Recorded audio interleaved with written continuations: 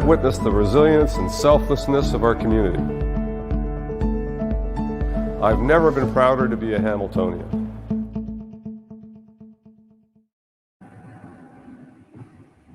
Well, good afternoon and Happy New Year, everyone. Thank you for joining me today for our annual New Year's Levee. And like most events, we've gone virtual this year, no surprise, but that doesn't take away from the excitement of awarding the 2020 Order of Hamilton to 10 very deserving recipients. I'd like to begin today by acknowledging that the City of Hamilton is situated on the traditional territory of the Erie, Neutral, Huron-Wendat, Haudenosaunee, and Mississaugas. This land is covered by the Dish with One Spoon Wampum Belt Covenant, which was an agreement between the Haudenosaunee and Anishinaabe to share and care for the resources around the Great Lakes. And we further acknowledge that this land is covered by the Between the Purchase of 1792 between the Crown and the Mississauga of the Credit First Nation. I want to welcome some special guests today. I extend a warm welcome to Ward 2 Councillor, Downtown Councillor Jason Farr, the Ward 8 Councillor on the mountain or on the hill or on the escarpment, whatever you prefer, Councillor John Paul Danko, Ward 12 Councillor in Ancaster, Lloyd Ferguson, Ward 15 Councillor in Flamborough, Waterdown, beautiful Waterdown, Judy Partridge, and I welcome our City Manager, Jeanette Smith, today as well to our levee this year. And thank you all for joining us virtually this year. For any councillors or members of the city's senior leadership team who have joined us today, please accept my sincere appreciation for your tuning in. And it's great to have members of our council and leadership team here today to kick off the new year with our community to celebrate 2020 Order of Hamilton recipients. It's really a pleasure to do that here today virtually, and we look forward to making that happen in just a little while. Now, having said that, traditionally we do the national anthem, and I'd like to begin to introduce Hamilton's Ginger St. James, accompanied by Greg Briscoe on the piano, who will be playing our national anthem. Ginger and James. Greg.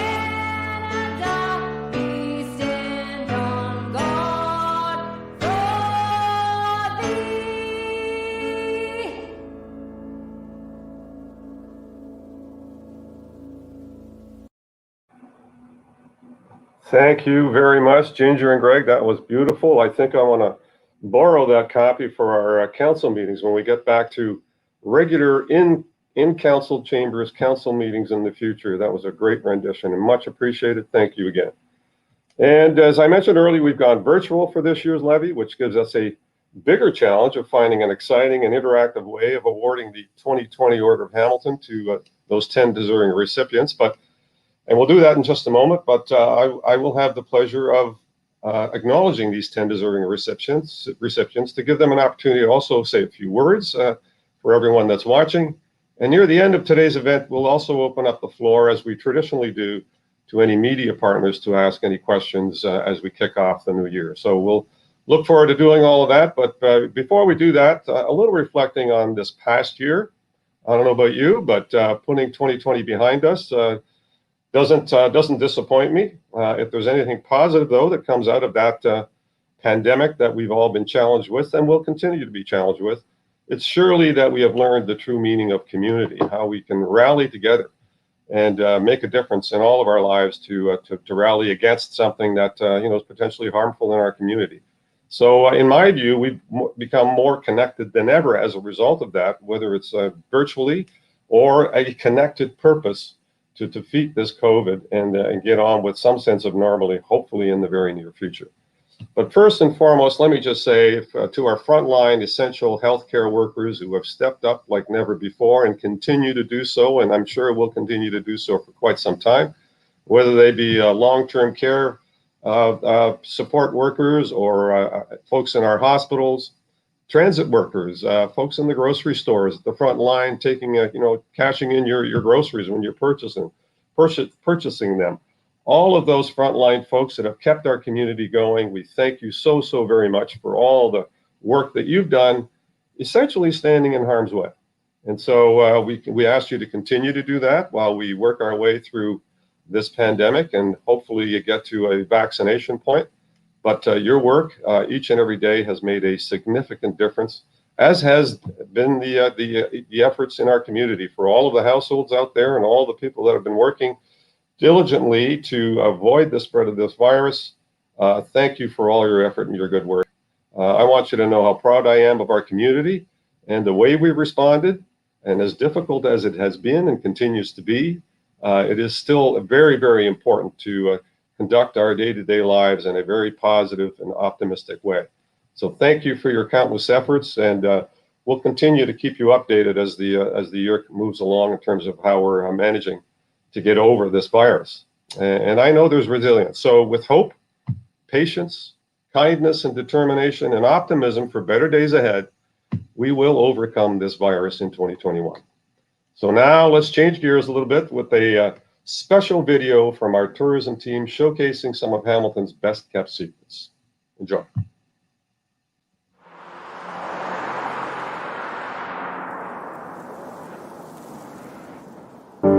I've known about this place.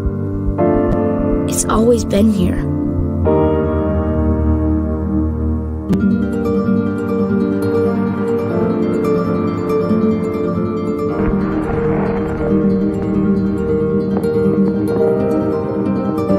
If you look deeper, listen closer, you'll find it's unlike any place you've been before.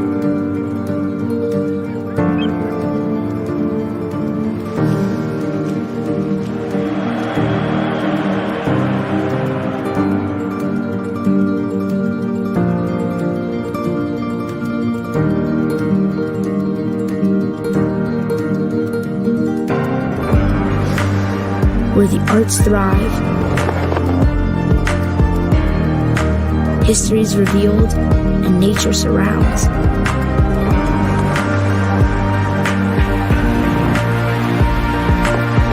A place that's genuine and always welcoming, and incredibly beautiful.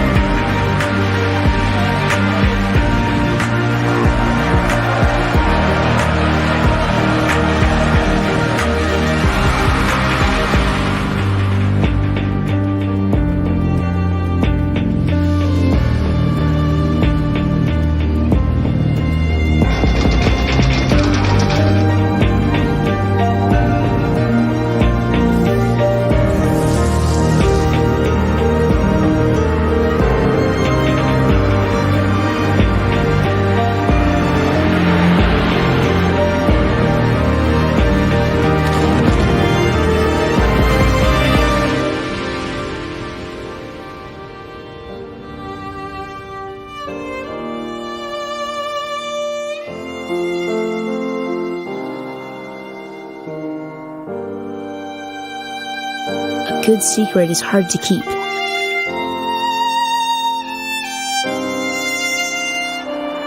So now I'll tell you.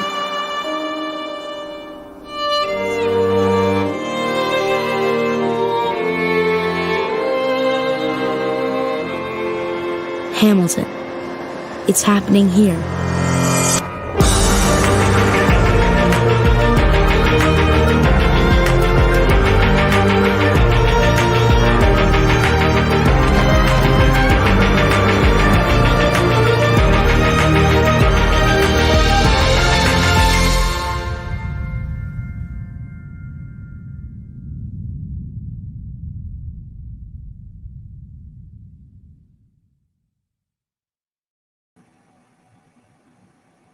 Well, that certainly put a smile on my face. I don't know about you, but that video obviously was filmed before COVID-19.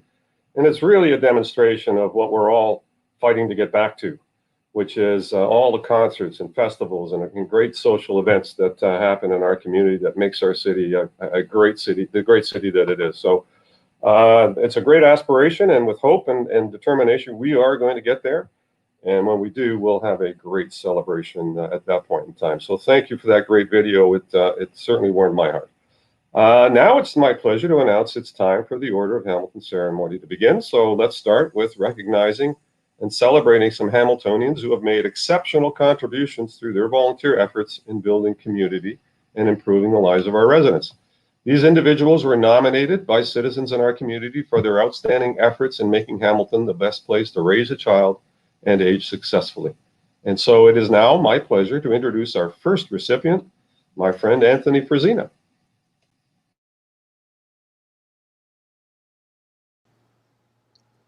Anthony has been named as a 2020 Order of Hamilton recipient in recognition of his volunteer work in support of his passion for accessibility. He was named in 2014 as a Mohawk College Alumni of Distinction recipient and recognized by the Rick Hansen Foundation as a difference maker. Anthony has created and produced a local television program that tackles accessibility awareness and inclusion in the Hamilton area. He has also founded Above and Beyond, an organization helping to bridge the gap to accessibility and inclusion across the city of Hamilton. Anthony's continued commitment to serving those in need of accessibility is an inspiration to the wider community.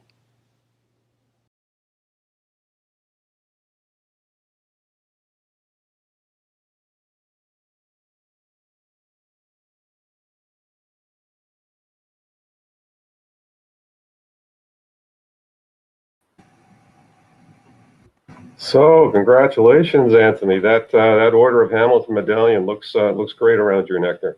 Thank you. Thank you very much. So I know a lot of your work, Anthony. It's been you're a great champion in our community. Tell us what volunteering the way you do means to you, and why do you think volunteering and community engagement matters in our city? Well, for me, I learned that I belonged at a young age by meeting a man that we both know, John Spatazzo from the Catholic organization. And, outside of my friends and family, he was the first man that told me that, or made me feel that I belonged. And from there, my life just catapulted. And I wanted to give back to a community that's given me so much for accessibility and inclusion for families and children with a difference of ability, as I like to say. It's just an important gesture on my part to invite those families and those children and those people that ensure that they belong here in the wonderful city we call Hamilton. Well, you know what, we appreciate all that effort, and John has been a great champion in our community as well. Absolutely. And especially for disabled and kids in the camp that they run every summer. Hopefully, we can get back to that sometime soon. Definitely, yeah, definitely. What would you say for folks that are thinking about community engagement, and how do you begin? Where do you start? You find your passion. You find something that ignites the flame inside of you, and you just build it from there. At the end of the day, with Above and Beyond and everything that I do in community with accessibility and inclusion, is about a collective prosperity, so that all Hamiltonians can prosper for what we do. And you find your niche, you find what works for you, and you build it from there. Well, Anthony, once again, thank you for all you do in our community. It's very much appreciated. It was a great opportunity for us to bestow that medal and pin on you out here in front of the Hamilton sign, and wish you continued success in the work that you're doing in our community. Thank you so much. Much appreciated, and thank you, everybody. All right, thanks, Anthony. And our next video goes to Brenda Duke. Brenda is a dedicated and engaged resident of the city of Hamilton. She began by leading volunteer cleanup and greeting activities in the Gala neighborhood, and her efforts have grown across the city. Brenda is the visionary and founder of Beautiful Alleys and is a tireless advocate in her keeping our community and city clean and green. She is truly a shining example of what can be accomplished by a small group of people. Brenda inspires and organizes volunteers with multiple programs and projects such as the Team Up to Clean Up program, community gardens, pollinator gardens, and the Adopt a Park program. She was the lead volunteer in recruiting volunteers to help out with the extreme park makeovers at Burge Park, Woodlands Park, and was instrumental in the recruitment of over 200 volunteers for the extreme park makeover at Powell Park, which was part of a TVO TV special called The Giver. She has also served on the Clean and Green Citizen Committee with the City of Hamilton. Brenda is the lead on the adoption of Powell Park, Birch Avenue Green Space, and co-lead on Woodlands Park, and is now in the process of adopting J.C. Beamer Park. She is currently the editor of the North End Breezes community paper. From community gardens to extreme park makeovers, from alleyway cleanup to community Easter events, Brenda Duke is there serving her community.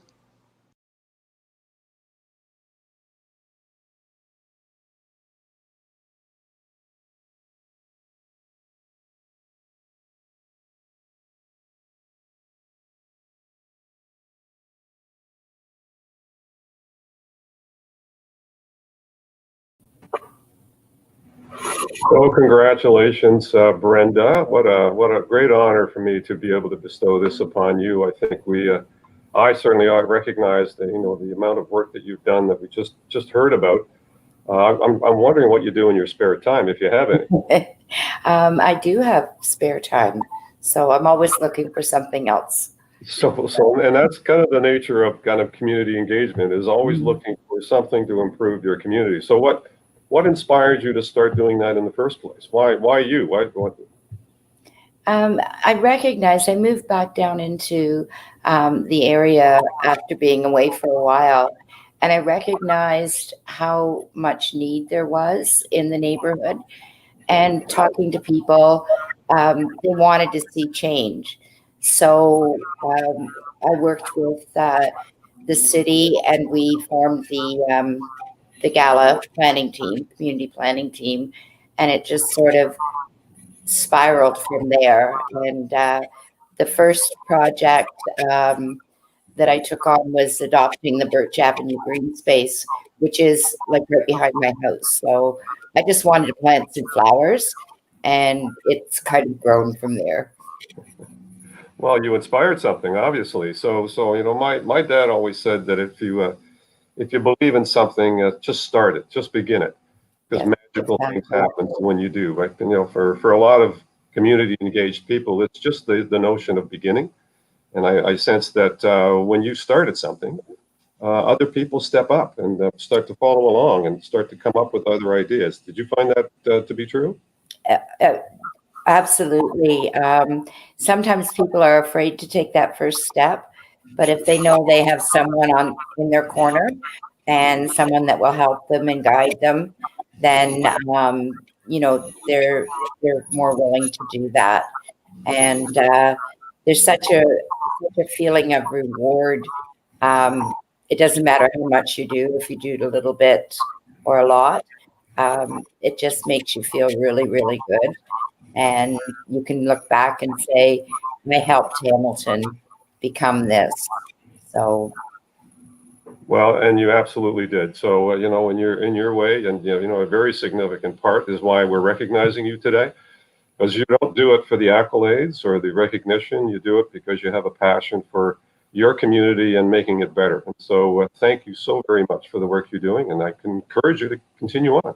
thank you so much. It's been All an right. honor. Have a great 2021. Thank you. All right. Thank you. I want to turn it now to our next recipient, which is George Getsy. George is being recognized for his long and tremendous contribution to the Hamilton Public Library. Since 1982, George has been an active advocate for early technology adoption, internet connectivity, and digital literacy across the city. George has served as a member of the Hamilton Public Libraries Board for 18 years, from 2001 to 2019, serving as chair or vice chair for 9 years. He helped steer the library system through amalgamation and supported public computing through the Hamilton Public Library's 22 branches. As the past chair of the Hamilton Chamber of Commerce's Science and Technology Committee, former board member of the Hamilton Wentworth Freenet, and as member of the Hamilton Spectator Community Editorial Board, he helped build a connected and future-ready Hamilton. George is a digital pioneer whose support allowed the library to transform from modems and CD-ROMs to in-branch laptop lending and ebooks. He never let the board forget that everyone deserves digital access. George is a champion for digital literacy and has contributed immensely to the Hamilton we all interact with digitally.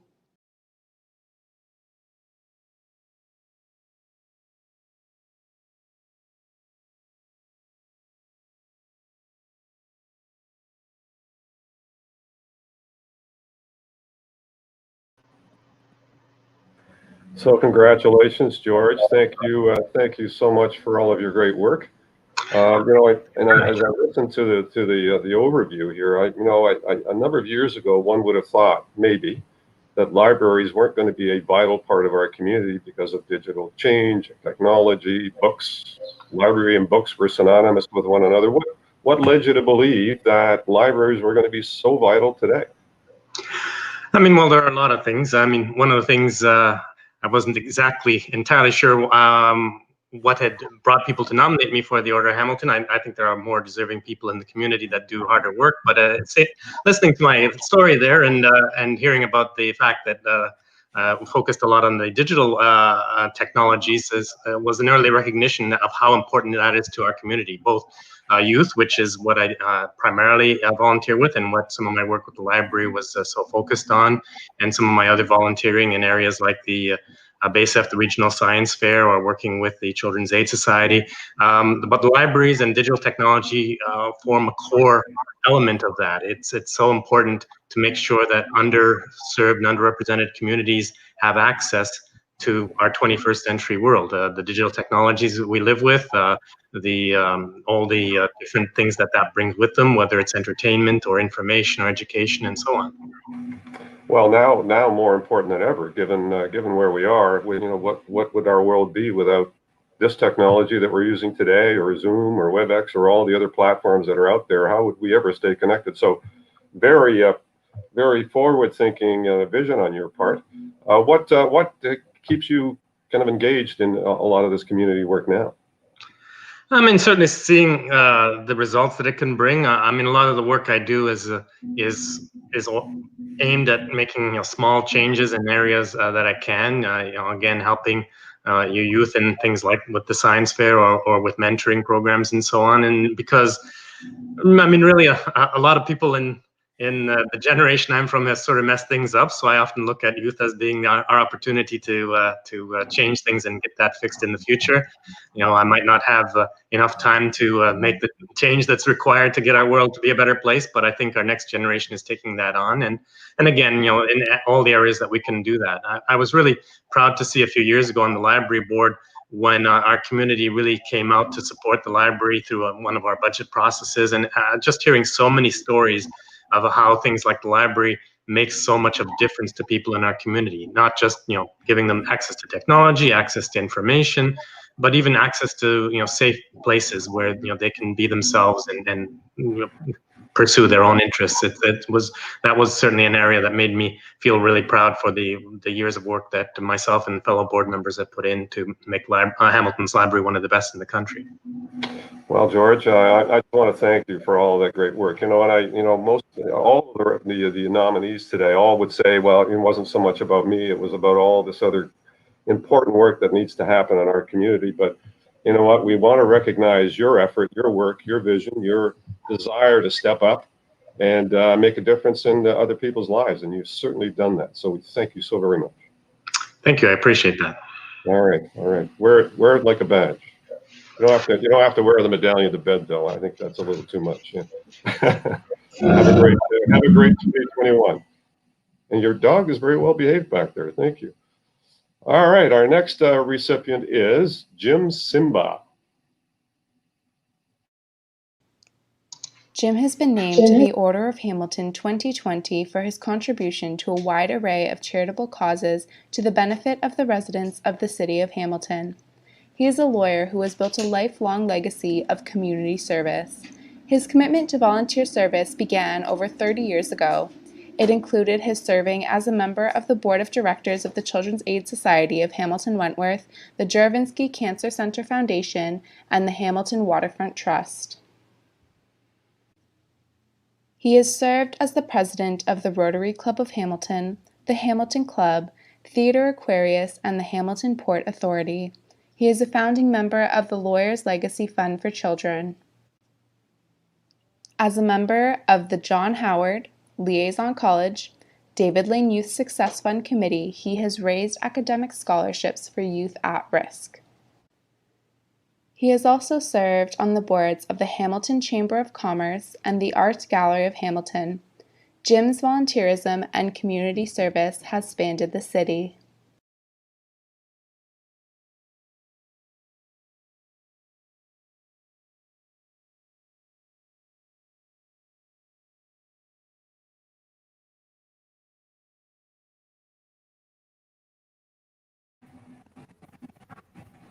Jim Simba, congratulations. Thank you, Mayor. Yeah, you know, the only thing you haven't done is run for council or be mayor. You're doing a terrific job, and no need for me to do that. I'm not fishing for that answer, but good one. Thank you. I'll send you that $20. I promise you. That's a deal. So you know, lawyer is a day job, but you know, all these other community organizations that you participated in, is all volunteer work. You're not getting paid for that. Why spread yourself to so many valuable, important organizations that obviously need support? What made you kind of step into that space?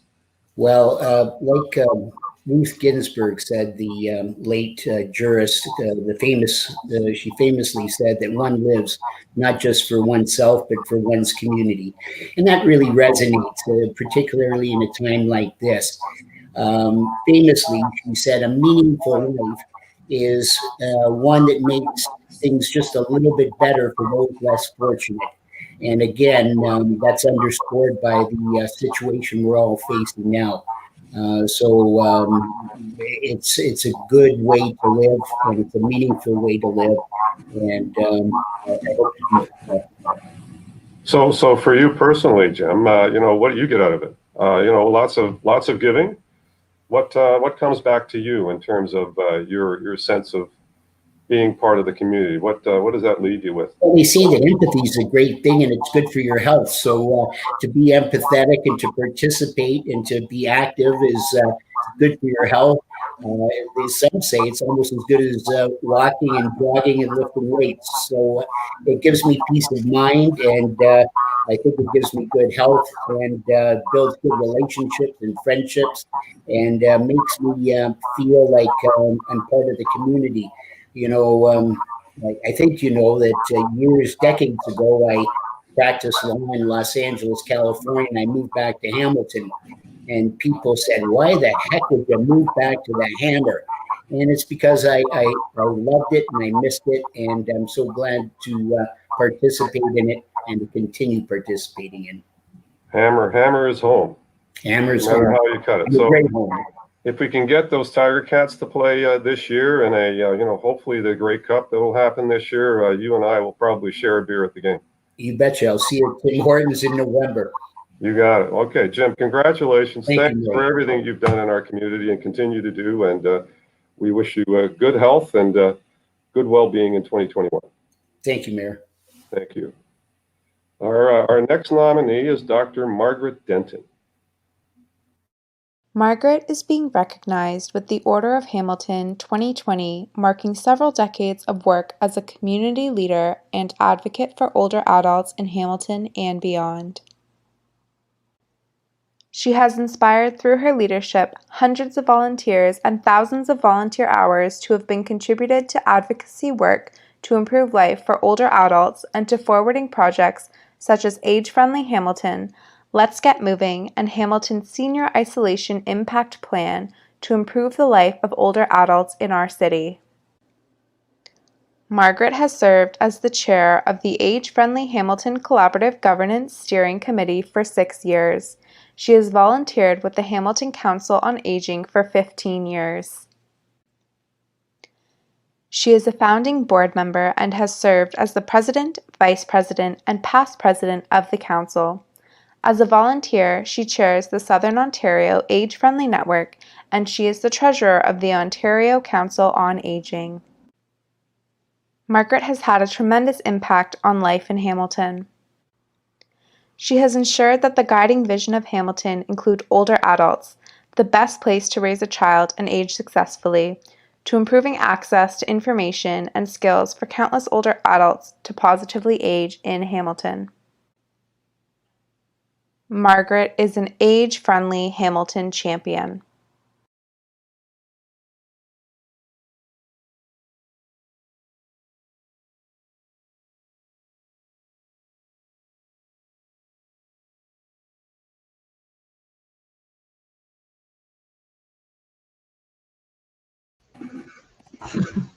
So, Dr. Denton, congratulations, and thank you for all of your great work. Thank you, Your Worship. Yes. Yeah, and you know what? I'm selfish in the sense that I'm glad that many people, yourself included as a champion, are working on age friendly, because I'm well into my senior year. So you know what? We all want to age successfully. And so, That's right. what inspired you to kind of lend your knowledge and talent and expertise to ensure that we were heading down the right path here in the city of Hamilton in terms of age friendliness? Well, I spent quite a few years at McMaster University teaching in the gerontology program and doing research. And I realized that the way that the community is organized and the services that are offered has a great impact on the health and well-being of older adults in Hamilton. So, you know, as I was coming closer to retirement, a number of us got together, like-minded people got together, and we formed the Hamilton Council on Aging, you know, with the purposes of improving the well-being of older adults in Hamilton. Well, and you know, it's work that's very much appreciated. Now, I see you've got another champion behind you there. Yes. Cheering you on. I'm sure he was part of your success in terms of moving in this very important direction. Is that accurate? That's true. He's my biggest fan. Well, we all need a kind of a support network in a lot of this work that we do. So, and I understand that we're looking forward to the next age-friendly report coming out soon. That's right. And I do want to say that the work that I do is really, I'm just really a very small part of what gets accomplished.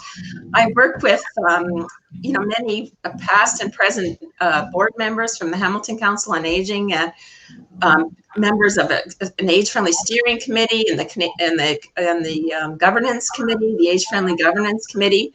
So all of us are working really hard, you know, to develop the new plan that will come out in the spring for 2019 to 2026. So. Well, we look forward to seeing that. That'll be, I think, a great opportunity to kind of take the next step and to ensure that we continue to be that age-friendly city that we aspire to and need to keep working on. So, but you know, and as all nominees do, they always pass it on to a great team of people. But someone thought enough of your work to recognize and nominate you, and we certainly agreed that it was worthy of the Order of Hamilton. So, thank you so very much for your ongoing work, and I expect that you'll be doing more. Yes, definitely.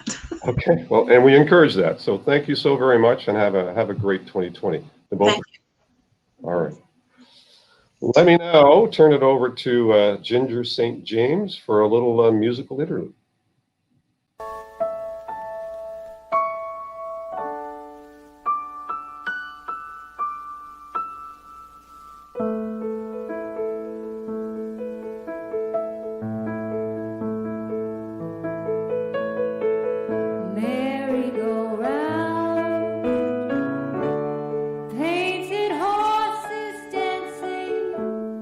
To the sound at the carnival.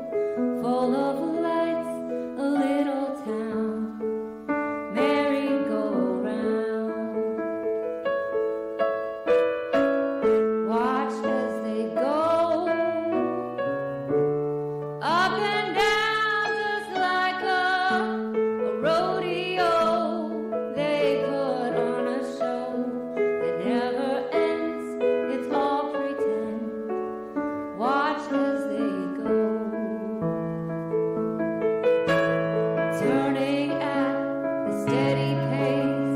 Their hooves don't touch the ground. No finish line to win the race. Forever going round and round. Merry-go-round.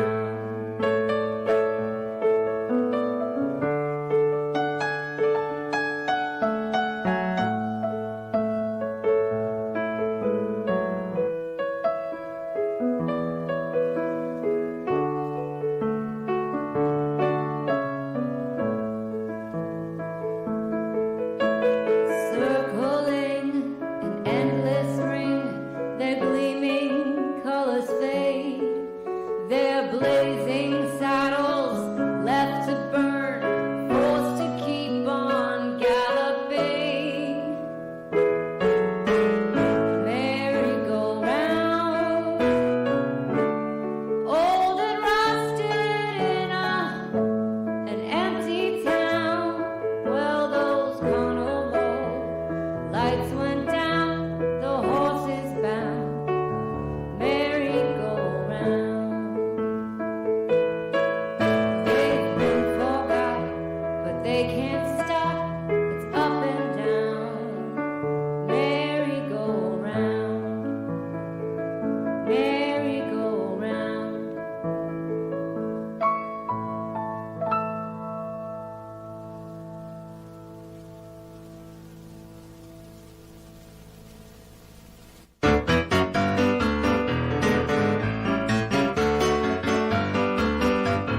Love me, love me, love me right. Give me what you got with all your might. Oh, oh, oh, my honey. Hold me, hold me, hold me tight. Keep me warm and say goodnight. Oh, oh, oh, my honey. Help me, I'm falling. So in love with you, my darling. Sunny sky, butterflies would keep me smiling. Oh, so kiss me, yeah, it's true.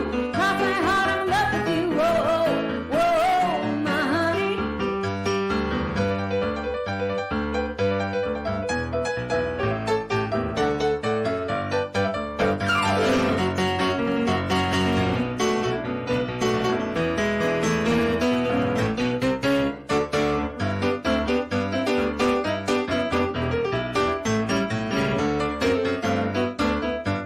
Oh, help me, I'm falling. So in love with you, my darling. Sunny sky, butterflies, oh, they keep me smiling. Oh, so kiss me, yeah, it's true.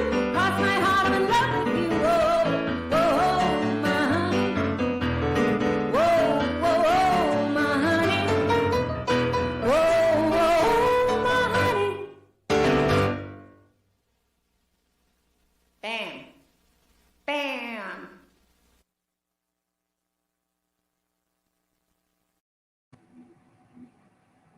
Thank you very much, Ginger. I think that's what we all want to do is kiss and hold tight all of our loved ones sooner rather than later. So we'll keep working on that through 2021. Thank you again, Ginger, for that great tune and great national anthem earlier on. Thank you, much appreciated. So let's jump right into our next Order of Hamilton recipient, Mary Elo. Mary is being recognized with the Order of Hamilton for her 40 years of service with Scouts Canada. She has held numerous positions within the organization. She has been the driving force behind the Ancaster Beaver Unit held at Marshall Memorial United Church in Ancaster.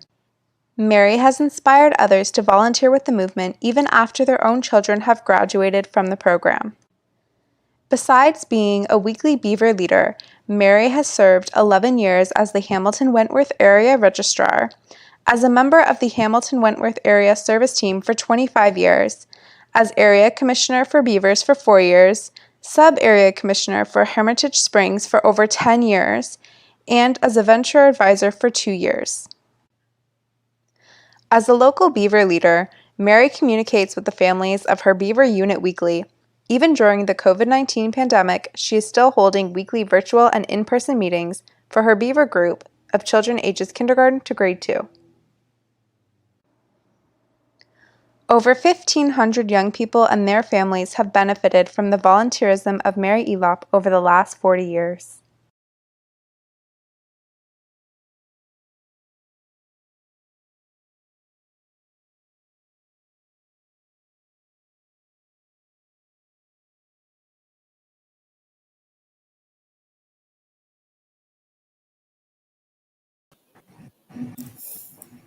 Well, congratulations, Mary. 40 years of service to this wonderful organization. That is outstanding. Yeah, thank you very much. So I was a Cub and Scout in the St. Eugene's 69th troop Okay. a few years ago. Yeah, I'm sure. Could have been 40 years ago when you started this, actually. And so, what has kept you going for 40 years? Like most folks would, when their kids are involved, they Yeah. get involved and then they move on. And you stayed with it for 40 years. Well, I think the thing was when I first started, I didn't have any kids. So I started because my sister was working with a gentleman who had a child, and he was in Beavers, and they need leaders. So then she mentioned it to me. I started. So then it wasn't until quite a few years later when we had adopted a child and I had a child that then he came to Beavers. So I guess I was there before, so to stay after he moved up to Cubs, and that was no big deal. I really enjoyed the children. I enjoyed, just they're like the 5, 6, and 7-year-olds, like little sponges, and they just and I think that's what I enjoy watching them grow when they first come to us at 5 and then leave us at almost 8. I just see that whole change in them. Yeah. And have you had the benefit of seeing any of your past? Oh yes. Yes. Where they are in adulthood? Actually, some of them it's funny because one of them I was at work one day and I walked out of my cubicle and there was a gentleman there. And that my beaver name at the beginning was Bubbles when I was in Hamilton. This is my second group I was with. Anyway, and he said to me, sorry, it was Lamb Chops. And then I looked at him and then he said his name and I realized he was had been one of my beavers in the Cubs. And even around the town here in Ancaster, as I live in Ancaster now, every once in a while I'll see one of the kids and they'll say, Bubbles, is that you? And then I'm trying to remember who they are. But that's it. It's that seeing those adult kids now that, I come to realize how long I've been doing this. Well, I mean, you've made a difference in, I think, lots of people's lives for all for the better. So when we talk about age-friendly city, we talk about the whole spectrum from young to old, and a good beginning early in life makes all the difference in the world later in life. So thank you for all that great important work. You're still welcome. Today. Thank you. Yeah, you're still doing it today, Mary? I am. I probably have. I've got 2 more years, I think. I always say this. These days I kind of go year to year. By the time May rolls around, you're kind of and then but then summer, kind of rejuvenates you, and then you go back. So I have my police check. I have to get a new police check in the 2022. So right now I'm thinking maybe that might be the time to let go, but we'll see. Well, you know what? We're all the better for your effort and for your work. So thank you so very much. And I would never discourage anyone from continuing on. And I'm sure that police check isn't going to be a problem. No, I'm sure it's not. But if it is, give me a call. Okay, no, I think it's just a matter of, I'll be probably 64 by then. So do I want to continue or not? We'll see. Well, that's totally your decision, but it's not like you have. As long as I enjoy it, I'll be there. Yeah, good. Well, thank you so very much. And we're honored to honor you in all of that 40 years of effort on behalf of our community. You've made our community better. Thank you. I really appreciate it. Thank you very much. All right. Our next recipient is Dr. Nadia Eva Rosa. Dr. Nadia Eva Rosa was born in Bratislava, Czechoslovakia in 1938. She lived with her mother and her maternal grandparents in the Bratislava ghetto during World War II. Captured on Christmas Day, 1945, Nadia and her mother were transported to the Sered and Terezin concentration camps. She was 6 years old when she became a prisoner in the death camps. Her grandparents and many relatives perished. Nadia now holds a PhD in microbiology. She and her husband fled Soviet-occupied Czechoslovakia in 1968. Dr. Rosa has been a lifelong advocate on behalf of local survivors. She inspired a small group of educators to form the committee that launched an annual seminar on the Holocaust that is now in its 22nd year, with a total of 15,000 students having participated. She has spent her life delivering education about anti-Semitism, anti-racism, and bullying. She has received the Shem Tov Award for her volunteer work at the Beth Tikva Synagogue and the UJA Federation of Hamilton's highest award, the C.C. Schreiber Volunteer Excellence Award. As said by Dr. Rosa, only by looking back can make a brighter future for all citizens in our community. We need to break down the walls of stereotyping and bullying and hatred. Dr. Rosa is being recognized by the 2020 Order of Hamilton for a lifetime spent in the struggle against hatred, discrimination, and her work in educating thousands of students on the powerful lessons of the past.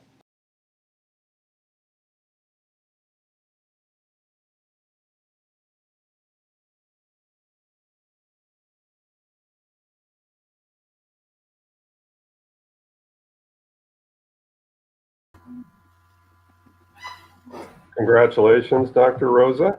Thank you. Very much appreciate the message. You know, it couldn't be more timely to have this message of unity in a world that you know, seems to be somewhat more divided than we've seen in past years. So your message of anti-discrimination and unity for all is really an important one. How have you managed to stay optimistic in the face of, you know, the years that have gone by?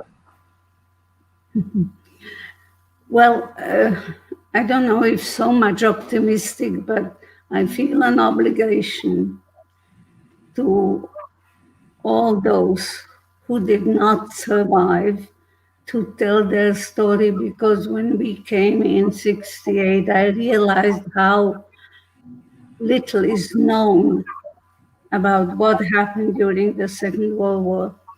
And so then I started to speak in. I'm very often invited to the churches, of course, schools. And so my message is only one, that we need to learn from history. If we are not going to learn from history, we will repeat it. Humankind went through so many catastrophes. We need to learn to be finally human to each other. And it has to start with children. I spoke to very young children, which I was very surprised how much they know. And also I'm involved in, it wasn't Bet Tikva Synagogue, it's Bet Tikva Foundation, which is a home for highly intellectually challenged, highly functional people who grow up and usually they live with their own parents, but then the parents go and these people are left alone. So I'm very involved in that as well. And I feel it does my heart good when I feel how happy these people can be in those homes, and what would be the opposite if they wouldn't be cared for like they are.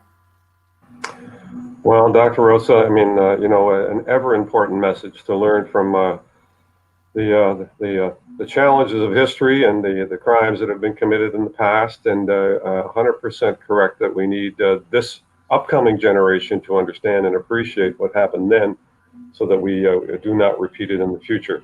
What? How are you going to continue to deliver that message? Are you still going to the schools and? Well, no, we are not doing anything. Not right now, no. Right, but whenever they invite me, I do go to schools, and you know, we have all kinds of events. When we meet, we do, because you speak at them as usual too.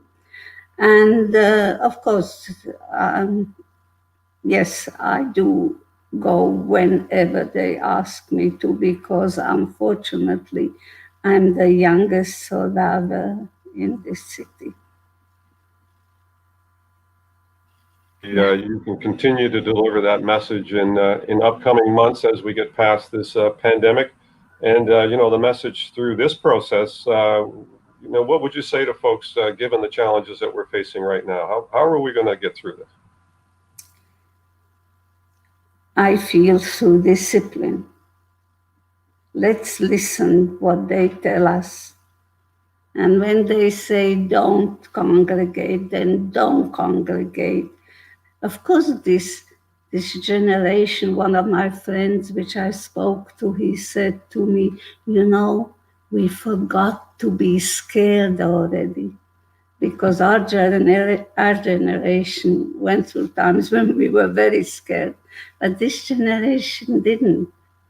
So we need to be scared of what we have to be scared and be disciplined. So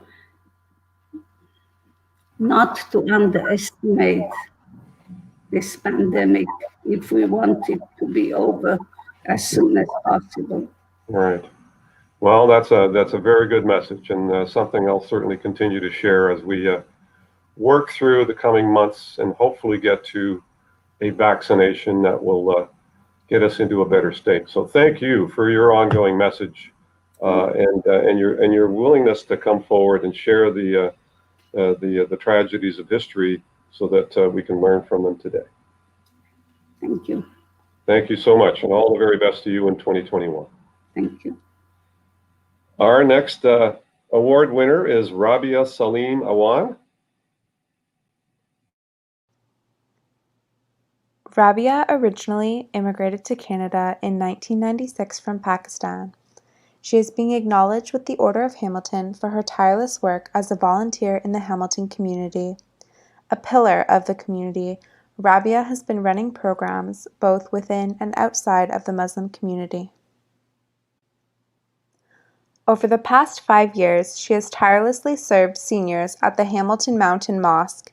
She has secured annual funding over $53,000 since 2015 from federal and provincial sources to take the seniors on outings to the Royal Ontario Museum, Grand River Lunch Cruises, and Hamilton Harbour Boat Tours, among others. Raising 2 children of her own, Rabia was also a foster parent to 2 children aged 5 and 3.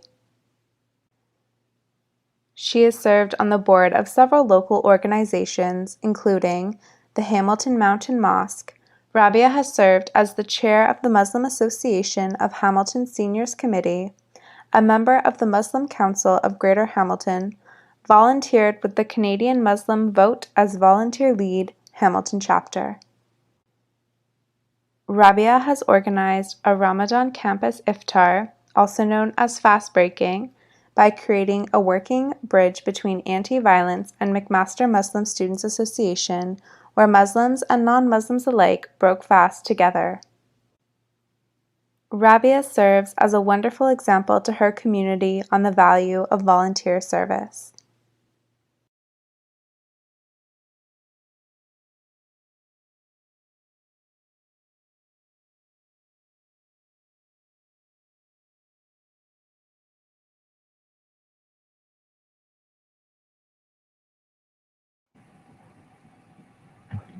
Congratulations, Rabia. Thank you. Wonderful demonstration of giving back to a community, and I see you raising a family and keeping seniors engaged at the same time. How do you manage all of that? I get a lot of support and a lot of energy from family and friends, and especially my seniors, because you do a little and they appreciate a lot. So that just brings all the energy in. Cool. What are you doing to kind of keep seniors engaged? That many of them could be somewhat isolated right at the moment.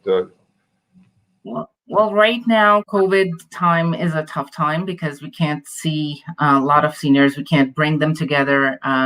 We've tapped into a few things that we could do, And there's online programs that Mountain Mosque is still offering to the seniors. We're waiting for the opportunity and the COVID to pass away so that we can even do outdoor get together, because we were able to do a few back in September where we had a limit on the people who could come, and we could volunteer. The volunteering just brings out everybody together, and we just share a good social time that way. We're also tapping into different programs that are run through the city, so that seniors could be encouraged to get together through phone lines. Not a lot of seniors are accustomed to using Zoom and stuff, so that's something that we would need to work on, and we're tapping into and by getting in touch with Hamilton Council on Aging and other resources that are available through the city as well.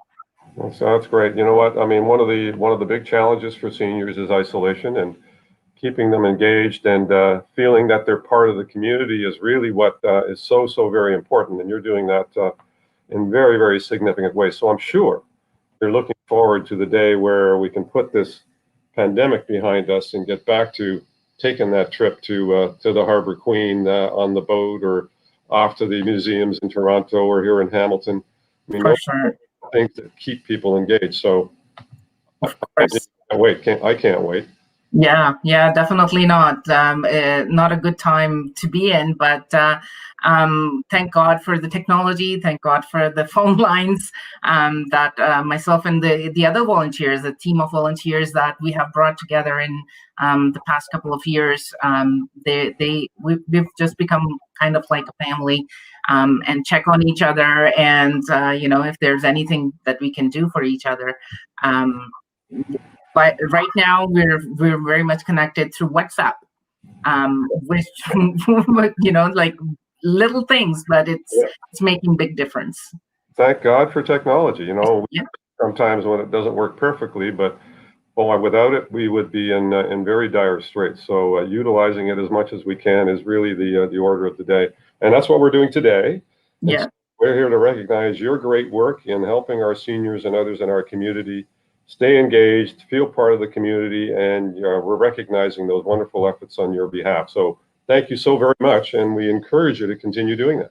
Thank you so much. Thank All you. right, thank you. Have a great 2021. Thank you. So congratulations again, Rabia. And our last honoree is Raven Van Bommel. Raven is being acknowledged with the Order of Hamilton for her tremendous work on behalf of the low-income sector in Hamilton. She is the founder of Essential Aid and Family Services of Ontario. They are a vocal advocate for some of the most vulnerable families in Hamilton. Their mission is straightforward: to prevent hunger in children and lower health risk by providing free infant and children's essentials to families in need. Essential Aid has been serving the Hamilton area for over 10 years and is now serving over 600 families a month. Raven is a successful local entrepreneur in the tech sector. She has nonetheless made the necessary sacrifices of time, energy, and treasure to launch and sustain Essential Aid. Today, Essential Aid is both a well-funded and consistent contributor to the community we all live in.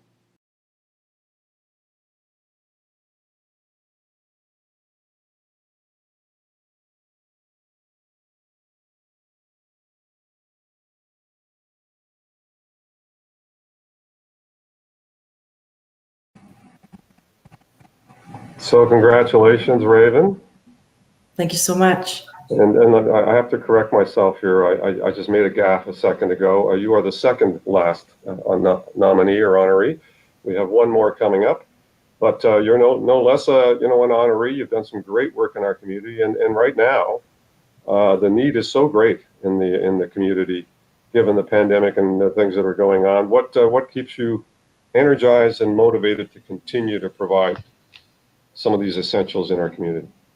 The need mostly is what keeps me motivated. For as long as there's a need here in Hamilton, I'll continue to do the work that I'm doing. with my incredible team, and we will continue to ensure that our most vulnerable population is getting what they need, which is access to basic nutrition.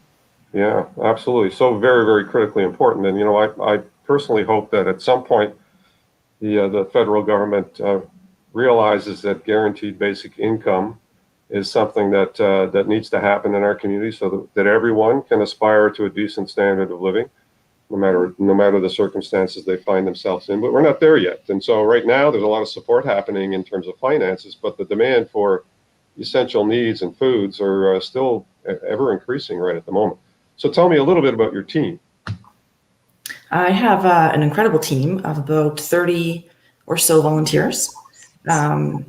We've got incredible members of our board who help us make decisions in the best interests of our programs and the families that access our programs.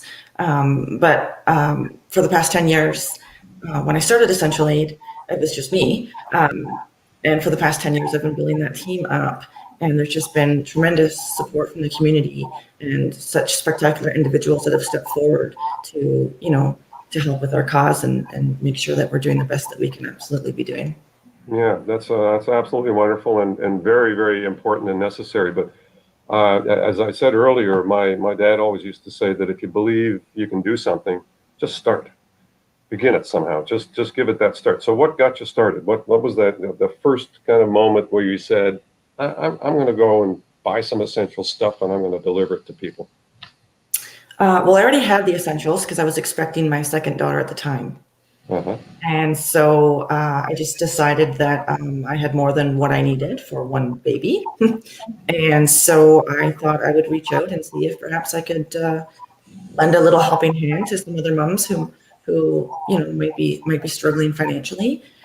And it was maybe 2 or 3 moms that I visited before I realized that there was a major need here in Hamilton for that type of support. And so that's when I just decided that I would make that my mission to ensure the best of my ability that no child would have to go without. Well, that's a very important message for sure, Raven. Thank you so very much for everything you're doing and continue to do. And I have no doubt that you'll find more team players to help you in that work, as well as the City of Hamilton and all the other resources that we try and put together to help folks along in their journey in life. So thank you very much. Very important for kids especially to get as good a start as we can give them. Absolutely. Thank you so much. Yeah. Thank you, Raven, and have a good 2021.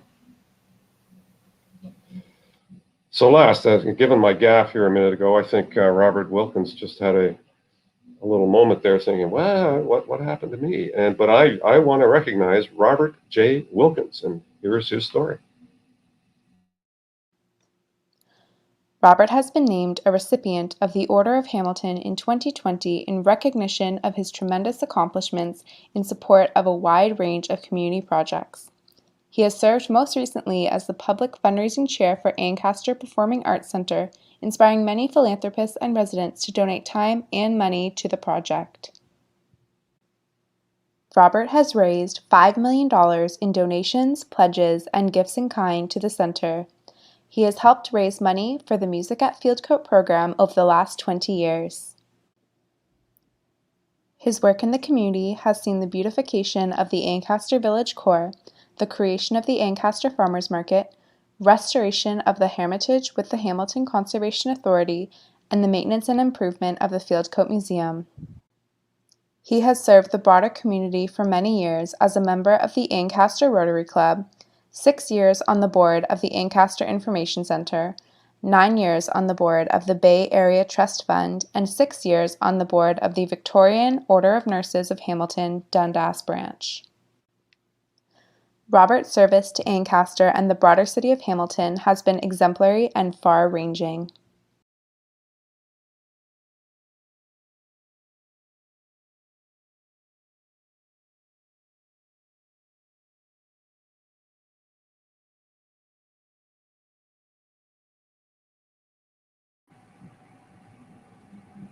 So, Robert, not to be forgotten, but congratulations. My apologies for the gaffe, but what wonderful work you've done in Ancaster. Oh, thank you, Fred.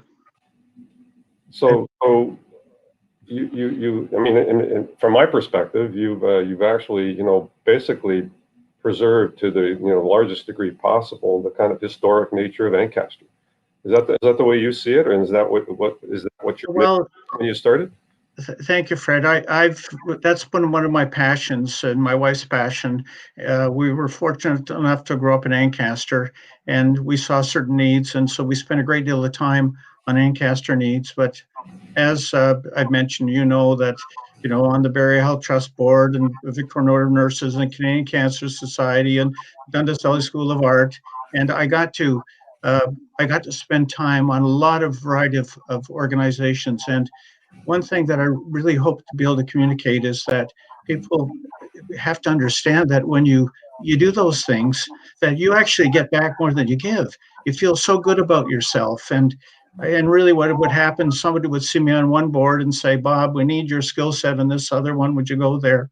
And it's been very rewarding all my life. And Fred, this is an opportunity for me to communicate one thing, if I may, and that is that feeling good about yourself is really important. And these bad times, people really are looking to feel better and looking for a really great future.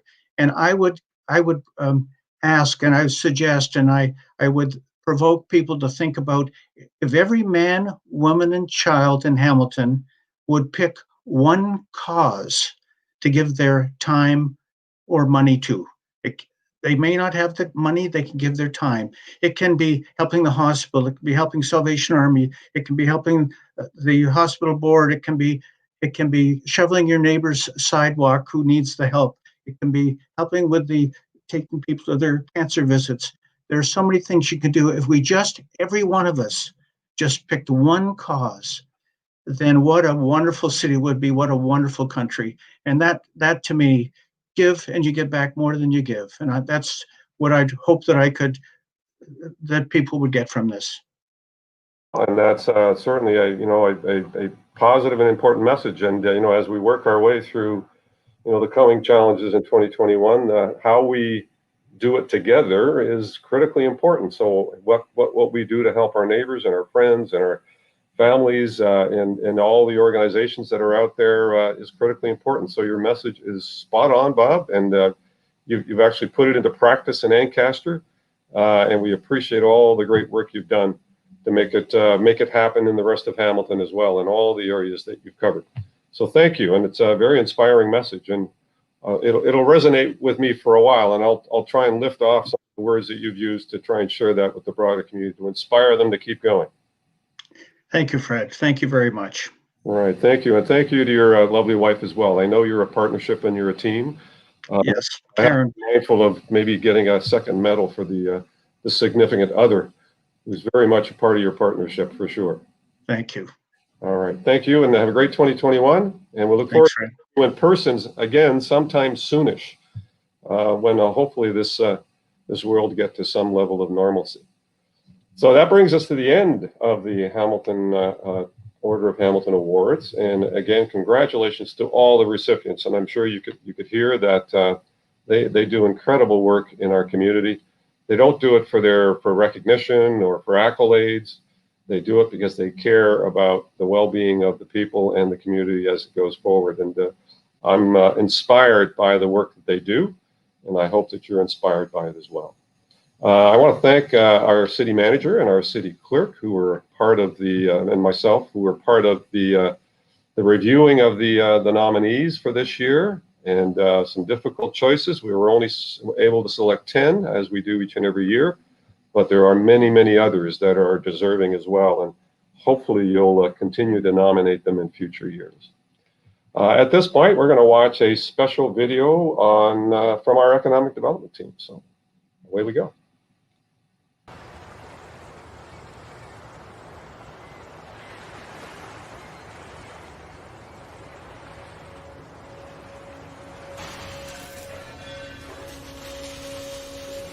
We aren't afraid of a little heat.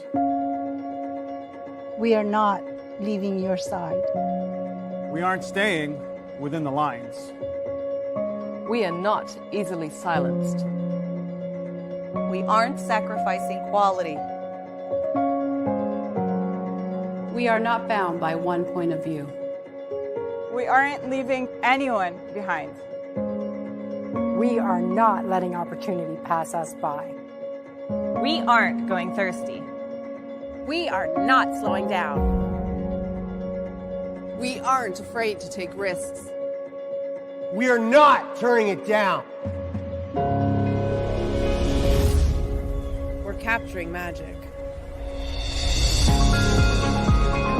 We are feeding Canada. We are entertaining the world. We're getting you here on time. We are eager to serve you. We are building tomorrow's workforce. We are ready to host you. We're bringing stories to life. We are hungry for more. We're thinking bigger and better. We're reaching new heights. We are making discoveries. We are new technology. We're welcoming a brighter world. We are achieving great. We're breaking new ground. We're wearing it proud. And we are the city where innovation goes to work. We are Hamilton. We are Hamilton. Hamilton. We are Hamilton. Hamilton. We are Hamilton.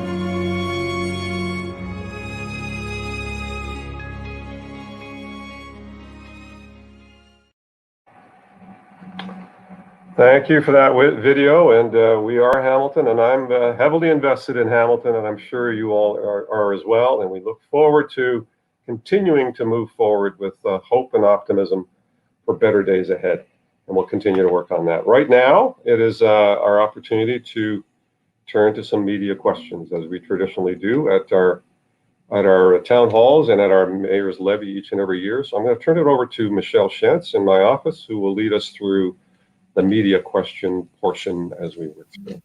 Michelle. Thank you so much, Mr. Mayor. We're going to go to our first question and hoping that Matthew is online. So this is Matthew Van Dongen from the Hamilton Spectator. Matthew, you can go ahead if you're online.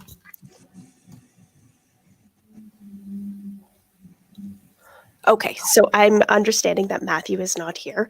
However, one of the questions that was wanting to be asked was, Mr. Mayor, what is your vision for 2021, and how can you sort of sum up how people can give back to our community, especially in the environment we're in right now?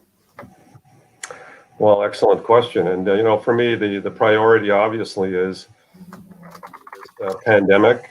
Clearly we still have some challenges ahead. So getting this vaccination out in the broader community, maintain as much of our economy as we can so that we can hit the ground running when we get back to some level of normalcy.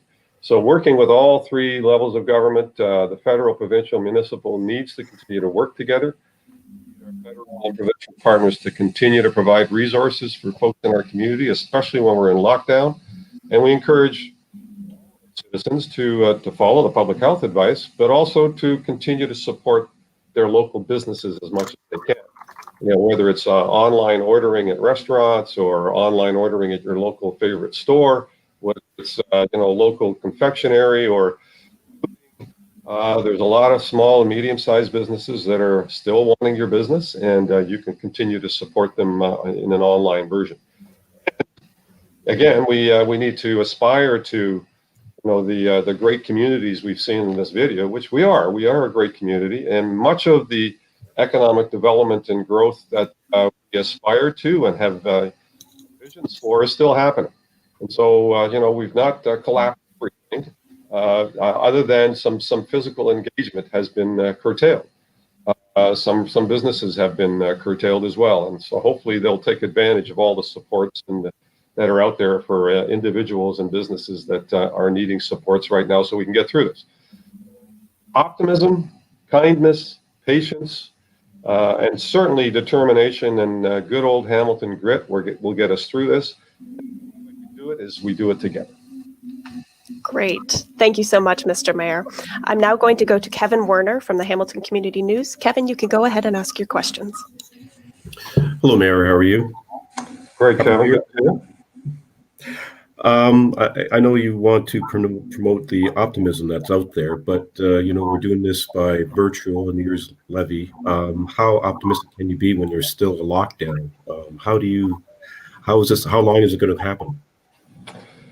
Well, I mean, that's a great question that I don't have an automatic answer for, except I do know that vaccine is on the horizon. Some folks in our community are getting it, so we're in a better place now than we were a couple of months ago.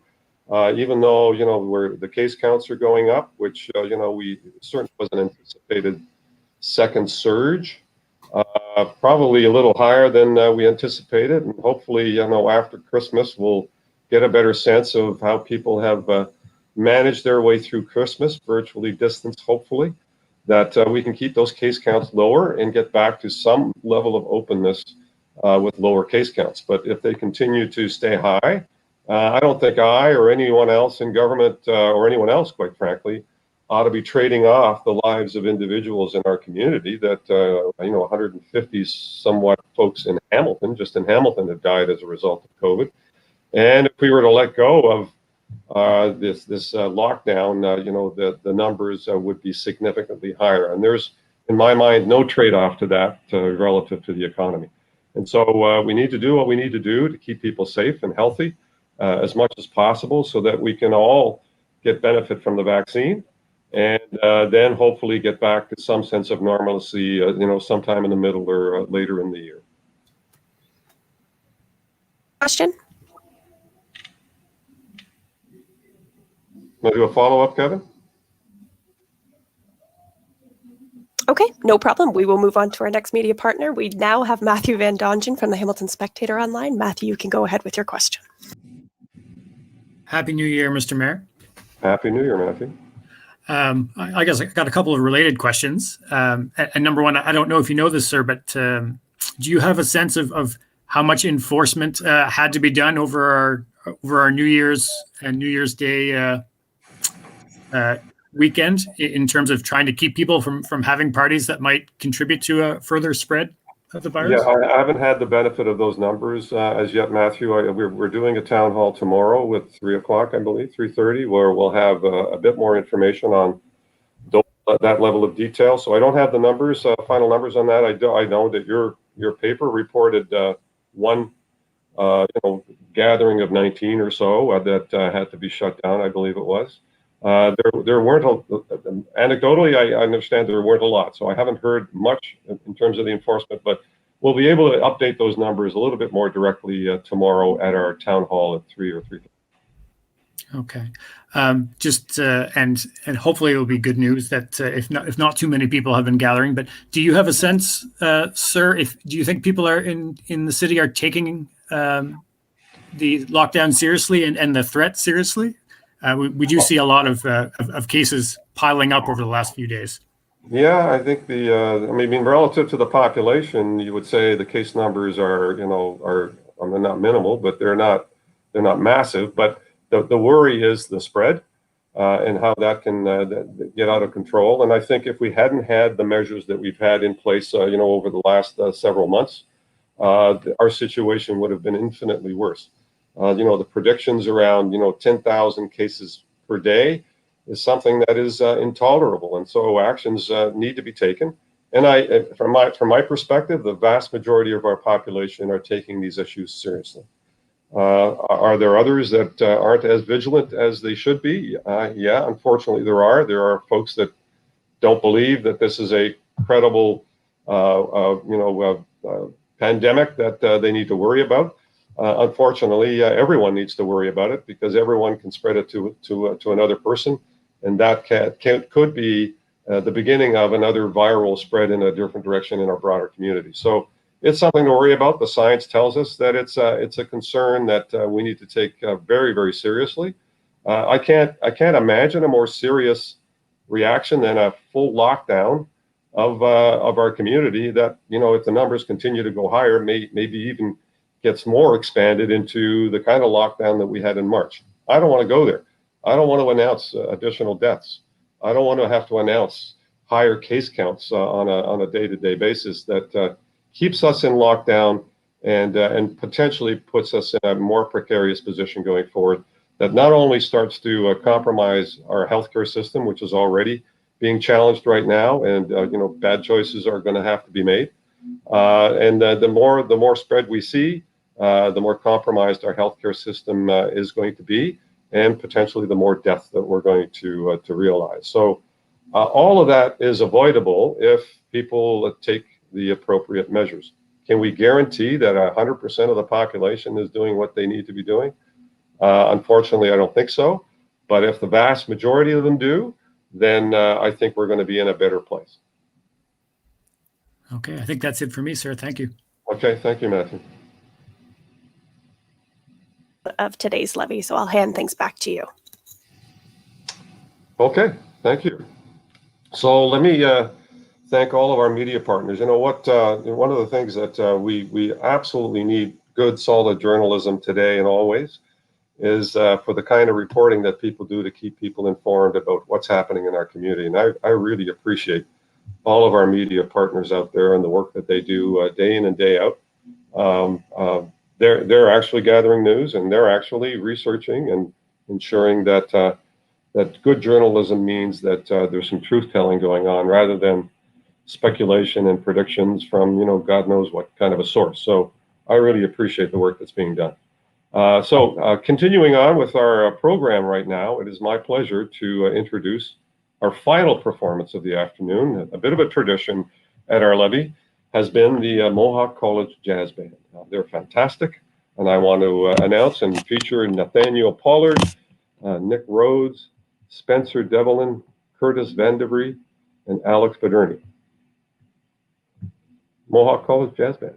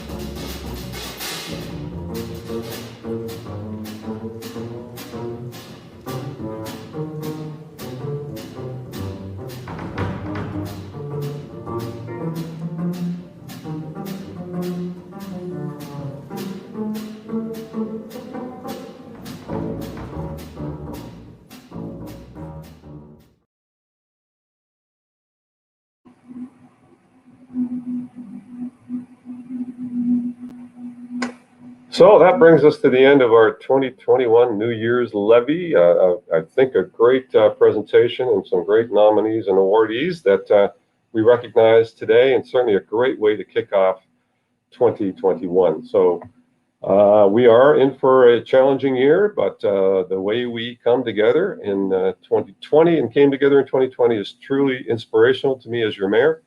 And thank you for everything you are doing and will continue to do in 2021. So on behalf of myself, all members of council, I wish all of you a virtual hug and a very happy new year. Be well. Stay safe.